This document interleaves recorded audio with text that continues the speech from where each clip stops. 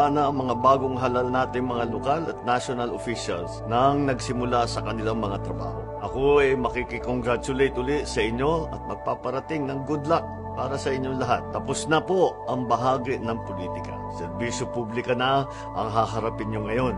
Marami-rami tayong trabahong pagtutulungan sa lokal at sa national government at malaking bahagi ang LGU sa paghahatid namin ng serbisyo sa taong bayan.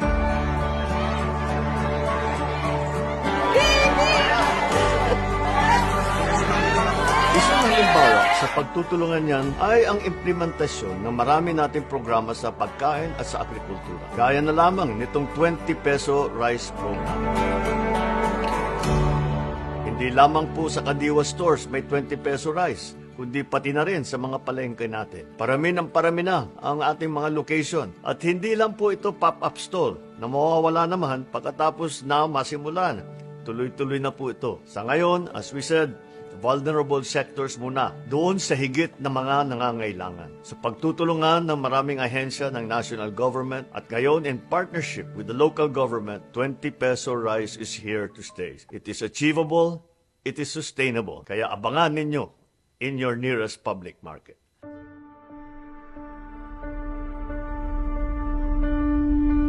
Meron nga nagsasabi na meron silang pangamba na dahil binaba ang presyo ng bigas, sasabay din ang presyo ng palay. Hindi po totoo yan. Meron po tayong minimum buying price. Ang NFA ay bibili ng basa na palay sa 18 pesos. Yung dried na palay mula 19 hanggang 23 pesos. Kahit ano pa ang maging presyo ng bigas, hindi po bababa dito ang pagbili ng NFA sa palay mula sa ating mga magsasaka. Ang dahilan kung bakit kayang baratin ng mga trader ang pagbili ng palay sa ating mga magsasaka dahil wala silang mga processing. Kaya basa ang hawak nilang palay, napipilitin sila na ipagbili ka agad ito kung anumang presyo ang binibigay ng trader. Kaya naman ay nagkakalat po tayo ng mga rice processing plant, daan-daan na mga dryer para yung farmer, meron na siyang dryer, mamimili na siya kung saan niya dadalhin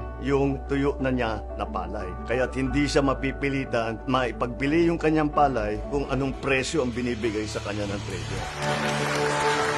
Para po sa aming mga kabataan, ano po ang hakbang ng ating gobyerno para gawing kaakit-akit ang farming bilang karir po dito po sa ating Pilipinas? Tinanong din ako ng ating mga kasamang magsasaka, paano daw maangganyo ang mga kabataan sa pagsasaka? Dahil matanda na ang ating mga farmer. Ang sagot ko, teknolohiya. We must use technology. Nakakaunawa ang kabataan sa mga bagong teknolohiya. Isang halimbawa niyan, yung pinamigay natin na mobile soil laboratory. High-tech at talagang state-of-the-art yung mga kagamitan. Malaki ang maitutulong nitong mga soil laboratory sa productivity ng ating mga farmer. Lalo na ngayon, panahon ng climate change, talagang apektado ang sigla ng ating lupain. Isa pang high-tech na pinuntahan namin ay yung rice processing. Yung facility na yan ay kaya mag-process ng 2 hanggang 3 tonelada ng palay kada oras. At patuloy din ang pamimigay ng makinarya para mapadali at mapabilis ang trabaho sa bukid.